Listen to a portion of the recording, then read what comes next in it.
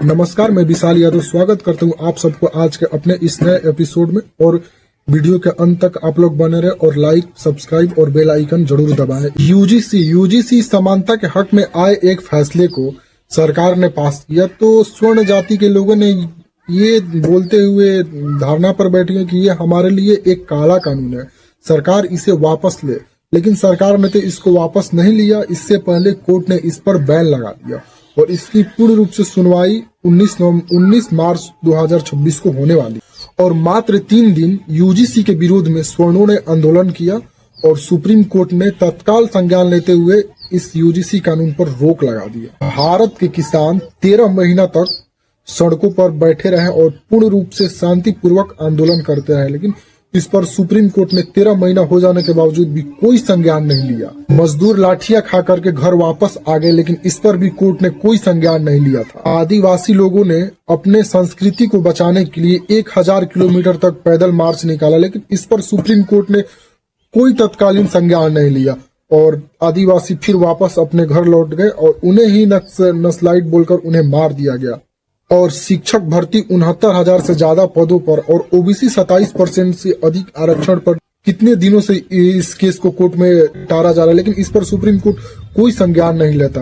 Ahir regiment के लिए यादव ने कितना बार आंदोलन किया, लेकिन इस पर सुप्रीम कोर्ट ने कोई हस्तक्षेप नहीं करता है और कोई संज्ञान नहीं लेता। भारत के विपक्ष पिछले कई सालों से SIR पर रोक लगाने के लेकर के आंदोलन कर रहा है, इस पर हमारे सुप्रीम कोर्ट कोई संज्ञान नहीं लेता है। CAA और NRC ये बहुत चर्चित आंदोलन रहे, इस पर भी सुप्रीम कोर्ट कोई संज्ञान नहीं लेता और यही सुप्रीम कोर्ट 10% EWS को पास कर देता है, इस पर रोक नहीं लगा पाता है। आम आदमी का वोट का अधिकार छीन लेना क्या जनता के मूल अधिकार पर हमला नहीं दिखा? बहुत से ऐसे उदाहरण हैं जहां माननीय सुप्रीम कोर्ट ने कोई हस्तक्षेप नहीं किया और उसे तुरंत से पास कर दिया, मगर यूजीसी के नोटिफिकेशन में उसे सामाजिक विभाजन दिखा।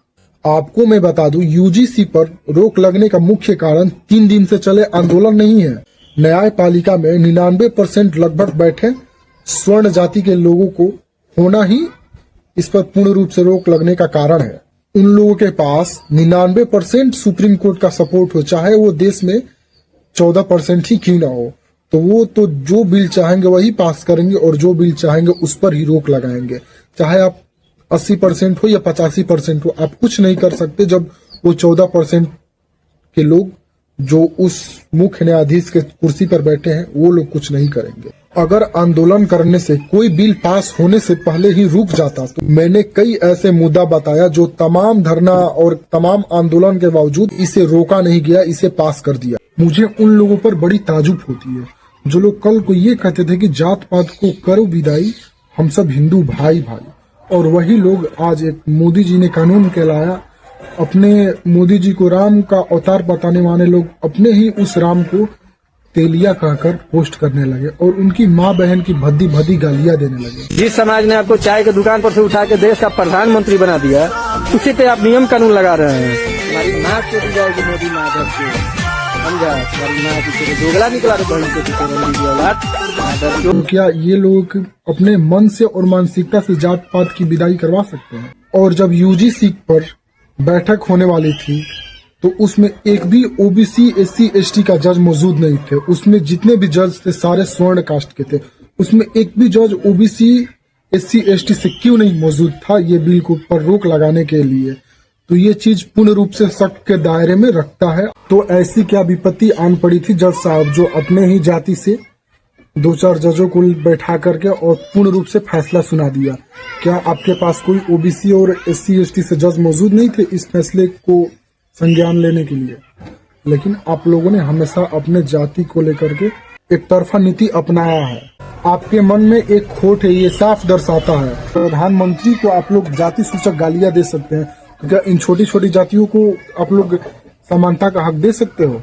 इसलिए इस कानून को लाना उचित था और समाज के लिए एक अच्छा संदेश जाने वाला था, लेकिन आप लोगों ने उस पर भी रोक लगा दिया। यूजीसी का विरोध करने वाले कुछ नेता खुद को स्वर्ण जाति को घोड़ा बताया और ओबीसी और SC ST को गधा तक बता दिया। कब तक काले कानून का कोड़ा सवर्णों पर चलाओगे? यूजीसी लाकर गधों को घोड़ा बनाओगे? इनके इस बयानबाजी से साफ दर्शाता है कि इनके अंदर जाति पाति में भेदभाव कितना कूट कूट के भरा है। तो इनका तो यूजीसी का विरोध करना दायित्व बनता है, वरना फिर ओबीसी, एससी, एसटी और जनरल में कोई भेदभाव रह नहीं जाएगा।